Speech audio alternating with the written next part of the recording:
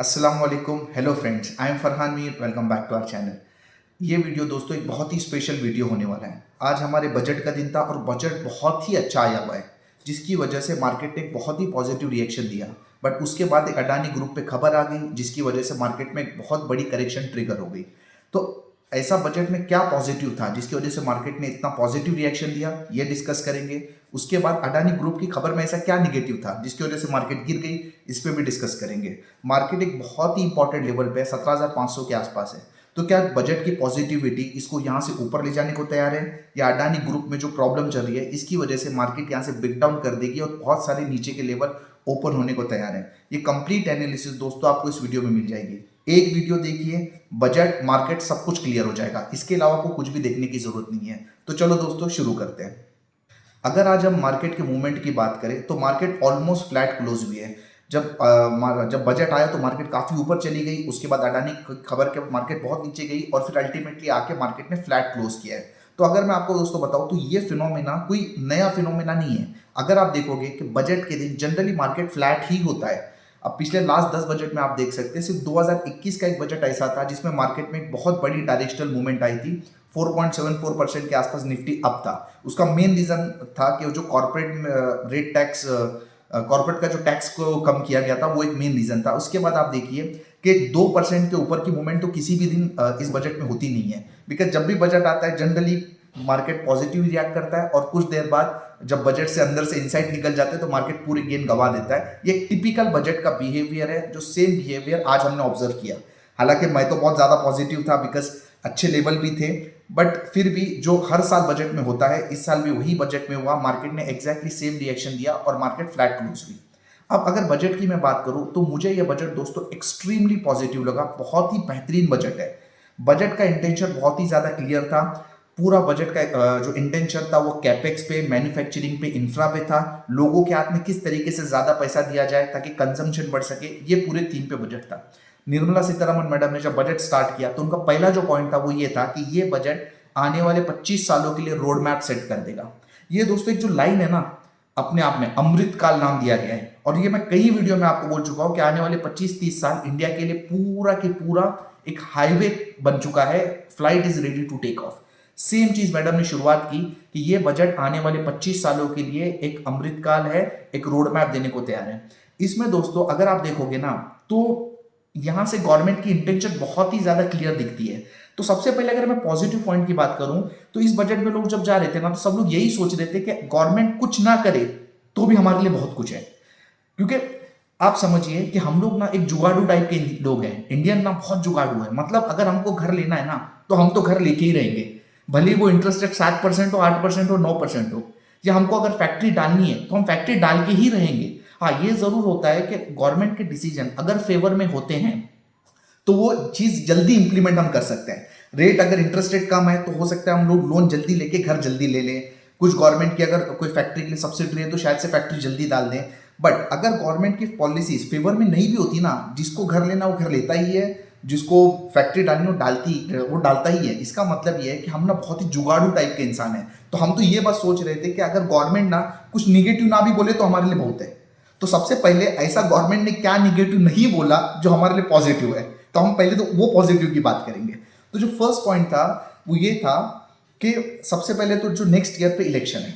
अब election year में तो आप जानते हैं कि अगर गवर्नमेंट चाहती तो कुछ ऐसी चीजें भी अनाउंस कर सकती थी जो वोटर्स लोगों को खुश कर सके। जैसे अगर मैं बोलूँ, और उसके से फालतू खर्चा हो जाता है। जैसे अगर मैं बोलूँ तो जैसे सब्सिडी दे दिया, या फिर किसानों का कर्जा माफ कर दिया। ये कुछ ऐसी चीजें और बहुत सारी पॉलिसीज निकाल दी। तो अगर ऐसी चीजें गवर्नमेंट अगर इस बजट में लाती तो ऑब्वियस ही बात है कि इससे गवर्नमेंट को वोट तो मिल जाते, लेकिन कहीं ना कहीं इसमें देश में तरक्की में प्रॉब्लम हो जाता है, क्योंकि देश का पैसा ही उसमें जा रहा है। तो गवर्नमेंट ने इलेक्शन को सामने रखते हुए, इलेक्शन के रहते हुए भी ऐसा कुछ भी अनाउंसमेंट नहीं किया। ये अपने आप में बहुत ही पॉजिटिव पॉइंट है और ये क्लियर बताता है कि जो गवर्नमेंट की इंटेंशन है वो ग्रोथ की तरफ है। तो पहला निगेटिव पॉइंट था जो गवर्नमेंट ने नहीं किया, वो हमारे लिए पॉजिटिव हो गया। और जो दूसरा पॉइंट था जो हर जगह चर्चा में था कि एलटीसीजी और लॉन्ग टर्म कैपिटल गेन में शायद से बढ़त हो सकती है या एसटीटी में कुछ हो सकता है।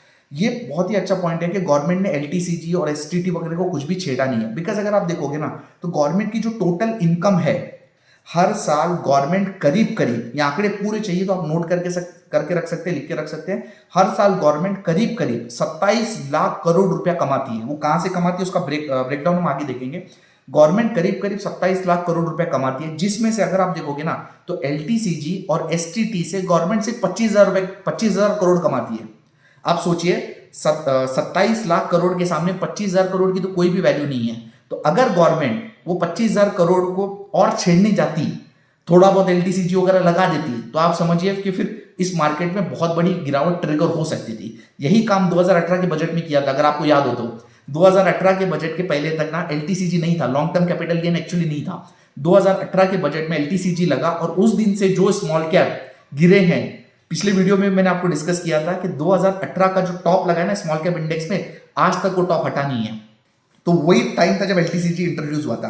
तो अब जब लग चुका है तो ठीक है, मतलब now people are used to it. तो अब उसको नहीं छेड़ो, बहुत अच्छी बात है, क्योंकि उससे कुछ खास रेवेन्यू तो वैसे ही नहीं आता। 25,000 करोड़ का तो रेवेन्यू है, तो बहुत अच्छा ये काम हो गया कि गवर्नमेंट ने इसको नहीं छेड़ा। तो ये एक्चुअली हमारे लिए पॉजिटिव हो गया। तो ये जो 2 पॉइंट गवर्नमेंट ने नहीं किया पॉजिटिव हो गए। एक तो इलेक्शन के चक्कर में कुछ ज्यादा छूट नहीं दे दी, ये एक अच्छा हो गया। और दूसरा जो था कि जो सब्सिडी थी, दूसरा अपना जो एलटीसीजी था इसको नहीं बढ़ाया। अब ये तो इनडायरेक्टली पॉजिटिव है। अब ऐसा डायरेक्टली पॉजिटिव हमारे लिए क्या क्या हुआ, वो सबसे इंपॉर्टेंट पॉइंट है ना कि गवर्नमेंट ने इस साल जो इंफ्रास्ट्रक्चर है उस पर 10 लाख करोड़ खर्चा करने का सोचा है। आप समझिए दोस्तों कि कोई भी देश तरक्की कब करता है, कोई भी देश तरक्की तभी करता है ना जब वहां पे इंफ्रास्ट्रक्चर बहुत अच्छा हो। एक बार जब इंफ्रास्ट्रक्चर बहुत अच्छा हो जाता है ना तो उस देश को डेवलप्ड देश माना जाता है। मतलब आज जो यूएस का हाल है, ये यूरोपियन कंट्रीज का हाल है, यहाँ पे इंफ्रास्ट्रक्चर पे खर्चा नहीं होता क्योंकि यहाँ पे खर्चा हो चुका है। अब जो गवर्नमेंट 10 लाख करोड़ का जो खर्चा कर रही है ना, ये इंफ्रास्ट्रक्चर पे खर्चा हो रहा है। और लास्ट ईयर के बजट में ये जो खर्चा था 7.5 लाख करोड़ का था। इनफैक्ट जो लास्ट ईयर के बजट में भी मैंने यही पॉइंट हाईलाइट किया था लास्ट ईयर वीडियो में कि 7.5 लाख करोड़ का जो लोग खर्चा कर रहे हैं, ये बहुत ही अपने आप में पॉजिटिव है। और इस बार ये लोग 33% और बढ़ा के इस बार ये लोग 10 लाख करोड़ के आसपास का खर्चा कर रहे हैं। इंफ्रास्ट्रक्चर पे जब भी खर्चा होता है इसका मतलब है रोड बनेंगे, पुल बनेंगे, ब्रिजेस बनेंगे, उसके बाद आपका जो ये नेटवर्क बनेगा, इंटरनेट वगैरह का नेटवर्क, मतलब ये कंप्लीट इंफ्रास्ट्रक्चर में आता है। इसकी वजह से आप समझिए कि देश में ना बहुत ज्यादा रोजगार मिलता है। अगर रोड बनते हैं तो उसमें सीमेंट लगता है, पावर लगता है, मेटल लगता है, उसमें लेबर्स लगते हैं और कम्युनिकेशन आसान होती है, ट्रांसपोर्टेशन आसान होती है। इसकी वजह से देश बहुत ज्यादा तरक्की करता है। अल्टीमेटली यही पैसा घूम फिर के फिर वापस से गवर्नमेंट के पास आ जाता है एज टैक्स। तो बेसिकली पूरा इसका इंफ्रास्ट्रक्चर मल्टीप्लायर इफेक्ट होता है। तो जो 10 लाख करोड़ की स्पेंडिंग है, आज आप समझिए अगर आप पूरे वर्ल्ड के देश निकालेंगे ना, कंट्रीज निकालेंगे ना, बहुत कम कंट्रीज हैं जिनमें एक्चुअली इंफ्रास्ट्रक्चर पे खर्चा होता है। और हमारा देश ऐसा है जिसमें इंफ्रास्ट्रक्चर पे इतनी बड़ी अनाउंसमेंट हुई है।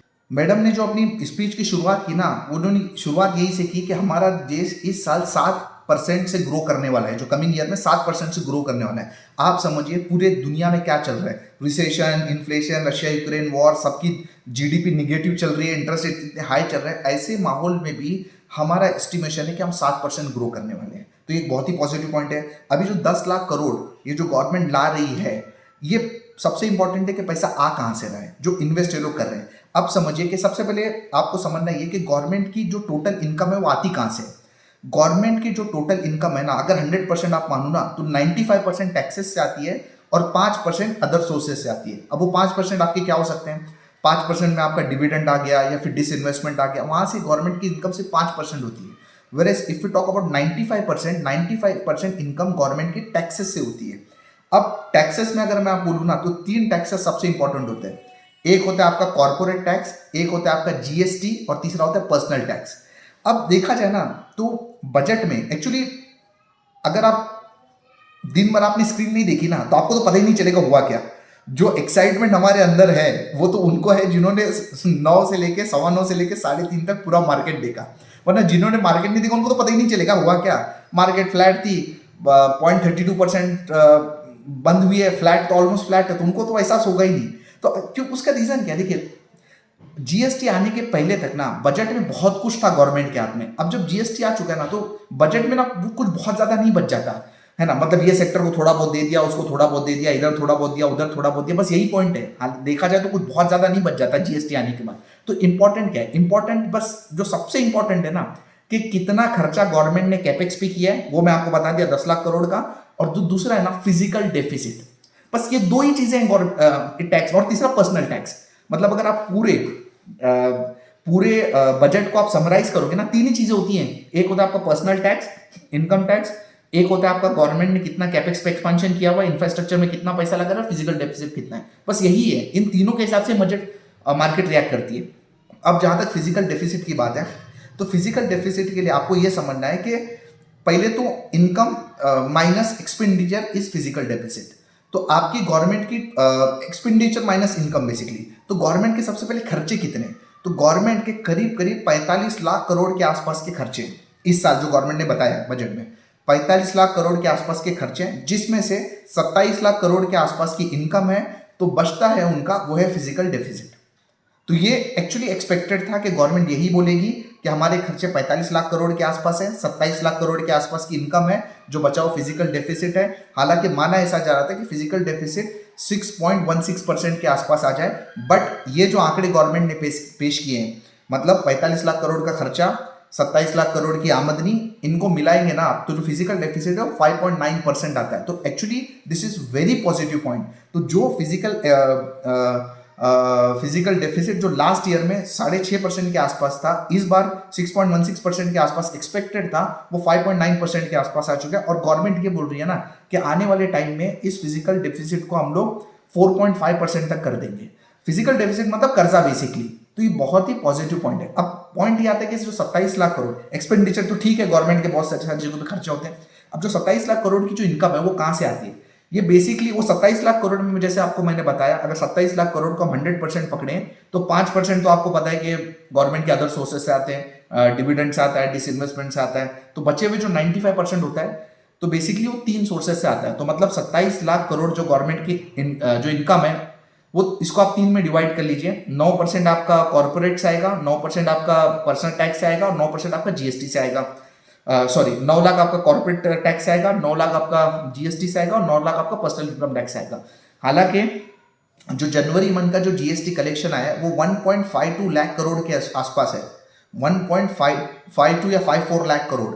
तो आप समझिए कि कितना ज्यादा गवर्नमेंट के पास पैसा आ रहा है। That is extremely positive point. Government के पास पैसा आ रहा है तो स्पेंडिंग होगी। तो फिर भी अगर हम साल भर का सिर्फ 9 लाख करोड़ के आसपास भी पकड़े जीएसटी से, कॉर्पोरेट से और पर्सनल से, तो इस तरीके से गवर्नमेंट को बहुत आ रहा है पैसा। अभी इसमें देखिए क्या हो रहा है, अभी गवर्नमेंट ने एक और अच्छा कदम उठाया कि इनकम टैक्स में थोड़ी सी छूट दिया। उस पर हम लोग और थोड़ा डिटेल में डिस्कस करेंगे। कुछ लोग उससे खुश हैं, कुछ लोग उससे ना खुश हैं, बट पॉइंट ये है कि अगर छूट दी है तो उसका रीजन क्या है। देखिए उसका रीजन ये है ना कि गवर्नमेंट का जितना पैसा आ क्यों रहा है, क्योंकि गवर्नमेंट ने जो कदम उठाए हैं अभी पीछे में, रेरा हो गया, जीएसटी हो गया, उसका लेबर कोड हो गया, उसके बाद आपका डिमोनेटाइजेशन हो गया। फिर आप देख रहे हैं कि यूपीआई पेमेंट इतना ज्यादा हो रही है। आजकल तो मैं वॉलेट ही कैरी नहीं करता, जहां जाता हूं गूगल पे, फोन पे, बस यही कैरी करता हूं मैं। तो ये जो गवर्नमेंट के पास पैसा आ रहा है, आप समझिए कि आज जो इनकम टैक्स आ रहा है गवर्नमेंट का, 9 लाख करोड़ का इनकम टैक्स आप समझिए, 9 लाख करोड़ का कॉर्पोरेट टैक्स समझिए और 9 लाख करोड़ के आसपास जीएसटी। ये ना ऐसा नहीं है कि ऑल ऑफ अ सडन बस आ रहा है, ये ऐसा नहीं है। इसके पीछे गवर्नमेंट की पिछले कई सालों की मेहनत है। ये जो धीरे धीरे इन लोगों ने लॉज और रिफॉर्म्स वगैरह बनाए हैं, इसकी वजह से इतना सारा इनके पास टैक्स आ रहा है। अब जब इतना सारा टैक्स आ रहा है, इतना सारा पैसा आ रहा है, इसलिए गवर्नमेंट अब ज्यादा बर्डन देना नहीं चाह रही। तो ये भी एक्सट्रीमली पॉजिटिव पॉइंट है। ये तो मैंने आपको पूरा समझा दिया, बट सीन सिर्फ ये है, शॉर्ट में आप समझेंगे, जो कि फिजिकल डेफिसिट है अपना, वो 5.9% के आसपास है, जो कि बहुत ही पॉजिटिव पॉइंट है। उसके बाद 10 लाख करोड़ के आसपास आपकी इंफ्रास्ट्रक्चर में एक्सपेंडिंग हो रही है। अब जो तीसरा पॉइंट आ रहा है जो पॉजिटिव एक्चुअली, वो टैक्स रिजीम के बारे में, क्योंकि जो इनकम टैक्स था ना वो 5 लाख से 7 लाख कर दिया। मतलब अगर आप 7 लाख तक कमाते हो तो आपको छूट है।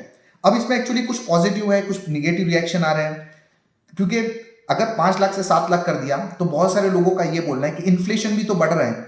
मतलब आप समझिए कि पहले जितना काम 5 लाख में होता था, महंगाई बढ़ने के जो 7 लाख में हो रहा है, तो क्या बड़ा कर दिया, वो तो करना ही चाहिए था बिकॉज इन्फ्लेशन तो बढ़ रही है। ये भी पॉइंट किसी का वैलिड है। फिर जो न्यू रेजिम है उसमें क्या हो रहा है कि अगर आप 7 लाख का ले रहे हो ना, तो उसके अंदर आपको कोई भी एग्जेम्पशन नहीं मिलते, सेक्शन 80C, सेक्शन 80D, तो वो भी एक अलग मसला है। बट अगर मैं आपको मेरी पर्सनल बोलूं तो देखिए, एज ए मुस्लिम मैं तो स्ट्रिक्टली मुस्लिम लॉ फॉलो करता हूं, और उसके हिसाब से हमारे पास ना टैक्स बचाने के वैसे ही बहुत सारे ऑप्शन तो बचते नहीं है। हालांकि इस बार मैंने थोड़ा सा रिसर्च किया है और कुछ मुफ्ती साहब से बात भी की है, तो सेक्शन 80C में मुझे ऐसा पता चला है कि ELSS फंड में इन्वेस्ट करना अलाउड है, और सेक्शन 80D में आप हेल्थ इंश्योरेंस में इन्वेस्ट कर सकते हैं। इस साल मुझे पता चला है। तो उसके बाद जो भी इन्वेस्टर मेरे साथ जुड़े हुए हैं म्यूचुअल फंड में वगैरह, तो मैं उनको ELSS वगैरह रिकमेंड कर रहा हूँ। तो अगर आप भी हमारे साथ जुड़ना चाहते हैं, म्यूचुअल फंड में इन्वेस्ट करना चाहते हैं, मेरे गाइडेंस में करना चाहते हैं, बिकॉज ऐसे इवेंट्स आप समझिए, आज बजट है, ठीक है, पिछले 25 सालों में 25 बजट आए होंगे, ठीक है। तो हर साल कोई ना कोई बजट आता है, कोई ना कोई इवेंट आता है, रशिया यूक्रेन की वॉर आती है, तो बहुत सारी चीजें आती हैं। तो अगर आप भी चाहते हैं कि कोई हो जो आपको एक गाइड करे, जिसके अंडर में, जिसके मेंटरशिप में आप म्यूचुअल फंड में इन्वेस्ट करना चाहते हैं, तो और वो भी शरिया म्यूचुअल फंड में, तो लिंक आपकी डिस्क्रिप्शन में दी हुई है, जाइए वहां पे साइन अप कीजिए, अपने ऐप को डाउनलोड कीजिए, अपने अकाउंट को एक्टिवेट कीजिए, मुझे व्हाट्सअप कीजिए, मैं आपको कॉल करूंगा, आपकी 1-to-1 रिक्वायरमेंट समझूंगा और आप मेरे गाइडेंस में आपको एक ग्रुप में जोड़ूंगा, आप म्यूचुअल फंड में इन्वेस्ट करना चाहते हैं। तो बैक टू टॉपिक, पॉइंट ये ना कि देखिए, मैं अपने पर्सनली मैं पूरा इनकम टैक्स भरता हूं, मैं कुछ भी कहीं पे भी इन्वेस्ट नहीं करता just to save my taxes. तो मेरे लिए तो भाई एज अ मुस्लिम, और मेरे लिए तो अगर आप शरिया रूल फॉलो करते हो तो मेरे लिए तो बहुत एक्सट्रीमली पॉजिटिव पॉइंट है। मेरी इनकम टैक्स स्लैब बढ़ा, तो वैसे मैंने टैक्स तो भरना था, मैंने तो कहीं भी इन्वेस्ट नहीं करना था। बाकी तो खैर अभी सबका अपना अपना इस पर एक व्यू पॉइंट हो सकता है। जो लोग जिन्होंने होम लोन लिया या कुछ हेल्थ इंश्योरेंस लिया, कुछ और टर्म इंश्योरेंस लिया है, तो सबका अपना व्यू पॉइंट हो सकता है। बट मेरे हिसाब से तो बहुत अच्छा पॉइंट है, और उसका रीजन भी है ना कि see, if you are taking insurance, ठीक है, या फिर if you are investing into mutual funds just to save tax, ठीक है, तो फिर आप इस जबरदस्ती क्यों, है ना, मतलब आपको लेना है, क्योंकि सी इंश्योरेंस का पर्पस क्या है, आपकी लाइफ को इंश्योर करना या आपकी हेल्थ को इंश्योर करना। म्यूचुअल फंड का पर्पस है कि आपको गेन दिलाना, ना कि टैक्स सेविंग। तो जबरदस्ती जस्ट टू सेव टैक्स आप अपने आप को बॉन्ड कर रहे हैं और गलत चीजों में जा रहे हैं। इससे क्या होता है कि आपके जो लाइफ के गोल है ना, वो भी कहीं ना कहीं पीछे रह जाते हैं। फिर आप ना चाहते हुए भी ऐसी चीजों में इन्वेस्ट करते हैं जो आपको नहीं करना चाहिए। तो मेरे ख्याल से ये भी एक बहुत ही पॉजिटिव कदम है कि यार फ्री रहो, ठीक है, करना है करो इन्वेस्ट, नहीं करना है तो नहीं करो। उन्होंने अपना रिजीम बढ़ा दी, तो मेरे ख्याल से ये भी एक एक्सट्रीमली पॉजिटिव पॉइंट है। तो ये तो कुछ हुए पॉजिटिव पॉइंट, और निगेटिव तो खैर मुझे नहीं लगा कुछ खास इस बजट में, बिकॉज वही बात है ना कि गवर्नमेंट ने अगर कुछ निगेटिव नहीं बोला ना, यही हमारे लिए सबसे पॉजिटिव पॉइंट है। फिर प्रॉब्लम क्या है, प्रॉब्लम ये है कि मार्केट गिरी क्यों फिर। तो ये तो सब सही चल रहा था, मार्केट भी ऊपर चल रही थी, सब कुछ सही था, सब कुछ बढ़िया था। फिर उसके बीच में एक खबर आ गई अडानी की। अडानी का आपको पता है कि कल एफपीओ क्लोज हुआ था। ये पूरा डिटेल्स, मतलब अडानी के एफपीओ पे और मार्केट में क्या हो सकता है, उसके लिए मैंने लास्ट संडे को जो वीडियो बनाया था ना, मेरा व्यू पॉइंट अभी भी वही है, वही इंटैक्ट है। उसकी समरी मैं आपको इस वीडियो में बता रहा हूँ। वो पूरा वीडियो एक बार आप चेकआउट कीजिए, उसकी लिंक मैं डिस्क्रिप्शन में आपको डाल देता हूँ। तो अडानी का जो एफपीओ था ना, वो कल बंद हुआ और वो एफपीओ किसी तरीके से भर गया। अब उस एफपीओ की जो लोअर बैंड थी ना, वो 3100 के आसपास थी, और मार्केट में अडानी एंटरप्राइज का स्टॉक 3100 के नीचे ट्रेड कर रहा था। तो एज अ रिटेल इन्वेस्टर तो उसमें कोई लॉजिक था ही नहीं कि आप एफपीओ में अप्लाई करो, बिकॉज एफपीओ का तो प्राइस ऑलरेडी नीचे, मतलब मार्केट में एफपीओ से प्राइस नीचे चल रहा था, तो इन्वेस्टमेंट करने का तो कोई मतलब बनता ही नहीं था। बट फिर भी अडानी साहब हैं, उन्होंने इधर उधर से अपने कनेक्शन लगा दिए और किसी तरीके से बड़े लोगों को मिलकर अपने एफपीओ को भर दिया। हालांकि वो बड़े लोग भी पता नहीं किस तरीके से जस्टिफाई करेंगे, उन्होंने 3100 पे ले लिया और आज प्राइस 2500 के नीचे चल रहा है, पर वो कैसे जस्टिफाई होगा पता नहीं। बट अडानी साहब है तो ठीक है, अब क्या कर सकते हैं। तो उन्होंने किसी तरीके से अपने एफपीओ को भर दिया। तो लोगों को ऐसा लग रहा था एफपीओ तो भर गया, प्रॉब्लम यहाँ पे खत्म हो जाएगी, अडानी के स्टॉक सुधर जाएंगे। और हालांकि आज ठीक ठाक थी भी, थोड़ा बहुत निगेटिव रिएक्शन था, पर ठीक है। बट उसके बाद क्रेडिट स्विस ने एक अडानी ग्रुप पे रिपोर्ट निकाल दी, अडानी ग्रुप पे, और उन्होंने ऐसा बोला कि उनके जो बॉन्ड्स है उनकी रेटिंग इन्होंने जीरो कर दी। तो बेसिकली अडानी ग्रुप के जो बॉन्ड है उनकी रेटिंग को जीरो कर दिया। अब इस पे ये क्या हो गया, हिंडलबर्ग की रिपोर्ट, क्रेडिट स्विस की रिपोर्ट, डबल मार पड़ गई। हालांकि अगर क्रेडिट स्विस की बात करूं तो आप देखिए कि भाई वो कंपनी है जो खुद ही दिवाला होने पे, उनके खुद ही कंपनी बंद होने पे है। पर ठीक है, रिपोर्ट आ गई, ऐसे माहौल में रिपोर्ट आ गई, जिसकी वजह से अडानी ग्रुप पे के स्टॉक में और बुरी तरीके से पिटाई हो गई। और कमाल की बात तो ये है कि सुबह में उन्होंने एक रिपोर्ट निकाली थी अडानी पोर्ट पे पॉजिटिव रेटिंग की, और दोपहर में उन्होंने अडानी ग्रुप को निगेटिव करार दे दिया। तो जो भी है, बहरहाल उसके चक्कर में अडानी ग्रुप के स्टॉक्स में और ज्यादा बुरी तरीके से पिटाई हो गई। उसका निगेटिव इफेक्ट मार्केट में भी पड़ा, सेंटिमेंटल इफेक्ट पड़ा, बजट में कुछ भी खराब नहीं था और मार्केट भी उसकी वजह से गिरने लग गई। अब पॉइंट ये आता है कि मार्केट में ये जो करेक्शन आई है, अब बजट क्या मार्केट को ऊपर ले जाएगी या अडानी इसको करेक्शन को नीचे लेके जाएगा, अब ये इंपॉर्टेंट पॉइंट बन रहा है। तो इसमें सीन ऐसा है ना कि आप समझिए कि जैसे हमने संडे को डिस्कस किया था, एग्जैक्टली वही कहानी है। चार्ट के हिसाब से, लेवल के हिसाब से एनालिसिस मैंने चार्ट पे लास्ट वीडियो में आपको बताइए, उसका लिंक डिस्क्रिप्शन में डाल दूंगा, एक बार आप चेकआउट कर लीजिए। एग्जैक्टली सेम कहानी मैं आपको बता रहा हूँ, जो मेरा तभी मानना था। 17,500 के आसपास के वो लेवल है जहां पे मार्केट ने करेक्शन अपनी खत्म करनी है। 2-3 दिन के आसपास, जैसे मैंने संडे बताया था कि इसके आसपास एक ऐसा एरिया क्रिएट हो सकता है जहां से market is ready to take off. अभी भी दोस्तों मेरा ऐसा ही व्यू है, बिकॉज रीजन ऐसा है ना कि यार इन्फ्लेशन हो गया, रिसेशन हो गया, रशिया यूक्रेन की वॉर हो गई, इतना कुछ हो गया।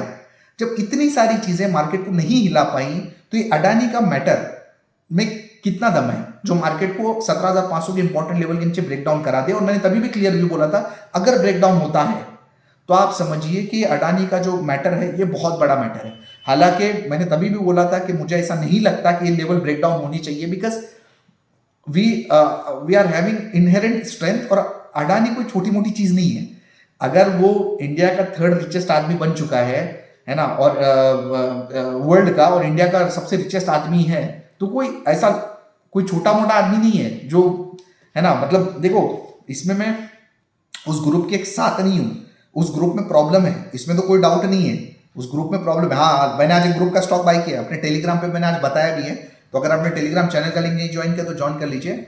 तो वो स्टॉक मैंने बाय किया अंबुजा सीमेंट को। क्यों बाय किया, अगर आप जानना चाहते हैं तो कमेंट बॉक्स में बताइए, उस पर मैं वीडियो बनाऊंगा कि क्यों अंबुजा सीमेंट मैंने बाय किया। तो बेसिकली अडानी ग्रुप के स्टॉक्स में प्रॉब्लम तो है, ठीक है, लेकिन अभी ये टाइम नहीं है कि अडानी ग्रुप में कोई बबल फटे। अभी तो मुझे लगता है और बनेगा बबल, तो बाद में फटेगा, अभी इतनी जल्दी तो नहीं फटेगा एक दिन, बट इतनी जल्दी लगता तो नहीं है। तो उस हिसाब से अगर आप देखोगे ना तो 17,500 मुझे ऐसा लगता है कि वो लेवल है जहां पे आज मार्केट ने लो लगाया, और उसके बाद 17,400 के आसपास लो लगाया और वापस से मार्केट ने पॉजिटिव क्लोजिंग दी। मतलब ये वो लेवल है जहां पे मुझे ऐसा पर्सनली, मेरा ऐसा व्यू है कि मार्केट यहाँ पे संभलनी चाहिए। अगर यहाँ से मैटर बढ़ा तो जैसे मैंने आपको बताया कि नीचे में फिर आपको 16,800 और 15,000 तक के लेवल दिख सकते हैं, बिकॉज फिर ऐसा हो जाएगा ना, क्योंकि ये लेवल तोड़ना मतलब फिर कुछ ऐसा बड़ा गेम है ना जो हम और आपको पता नहीं है। हालांकि ऐसा कहीं पे भी एविडेंट नहीं है, ना निफ्टी के चार्ट में, ना अगर आप बाहर के मार्केट्स के चार्ट देखोगे, कहीं पे भी ऐसा भी देख के लगता नहीं कि इतना बड़ा कुछ इस मार्केट में फिलहाल हो सकता है। तो आपको करना क्या चाहिए, सिंपल सी कहानी है, कोई टेंशन लेने की बात है नहीं। आप ज़्यादातर लोग जो इस वीडियो को देख रहे हैं वो नए हैं इस मार्केट में, बिगिनर इस मार्केट में, उन्होंने कुछ पैसा लगाया भी नहीं है। तो अपना पैसा इस मार्केट में लगाते रहो, म्यूचुअल फंड के थ्रू लगाते रहो। अगर आपको समझ है तो शेयर्स खरीदते रहो, पैसा लगाते रहो। अगर आपको नहीं समझ है तो हमारे साथ जुड़ जाओ, म्यूचुअल फंड में जुड़ना है तो भी लिंक डिस्क्रिप्शन में है, तो जुड़ो। और टेंशन की बात नहीं है, अगर ये लेवल टूट भी जाते हैं 17,500 के तो क्या हो जाएगा, ठीक है। ये जो कहानी है 25 साल का, मैडम का व्यू तो क्लियर है, 25 साल में हमारे पास अमृतकाल है, मतलब सुनहरी कहानी है। बस हो सकता है कि थोड़े बहुत लेवल नीचे आ जाएंगे, तो हो सकता है कि आपको 6-8 महीने का और डिले पड़ जाए, क्या फर्क पड़ता है। और नीचे गिर गई मार्केट, पैसा है, पैसा लगाओ, लोड हो जाओ, जब मार्केट चलेगी तो आपको बहुत मजा आएगा। So that's it for this video. अगर वीडियो पसंद है तो लाइक कीजिए, चैनल को सब्सक्राइब कीजिए, ये वीडियो को दोस्तों बहुत शेयर कीजिए, बिकॉज इतनी निगेटिविटी है, हर कोई निगेटिव सोच रहा है और लोग डरे पड़े हैं। तो ये तो आपकी जिम्मेदारी बनती है कि अगर आपको इस वीडियो को अब तक आप देख रहे हो, मतलब काफी लंबा हो चुका है, तो ऑब्वियस सी बात है कुछ तो नॉलेज में आपकी बढ़ोतरी हो रही होगी। तो अगर आपको इससे फायदा हो रहा है तो ये आपकी जिम्मेदारी है कि आपके दोस्तों को, आपके रिश्तेदारों को भी इस वीडियो से फायदा हो। बहुत ही जल्दी मिलते हैं अगले वीडियो के साथ। और अंबुजा सीमेंट मैंने क्यों खरीदा, अगर आप जानना चाहते हो तो कमेंट कीजिए, उसमें मैं बहुत जल्दी वीडियो लेके आऊंगा। तब तक अपना ख्याल रखिए, इंशाल्लाह मार्केट यहाँ से सुधर जाएगी। अपना ख्याल रखिए, अस्सलाम वालेकुम।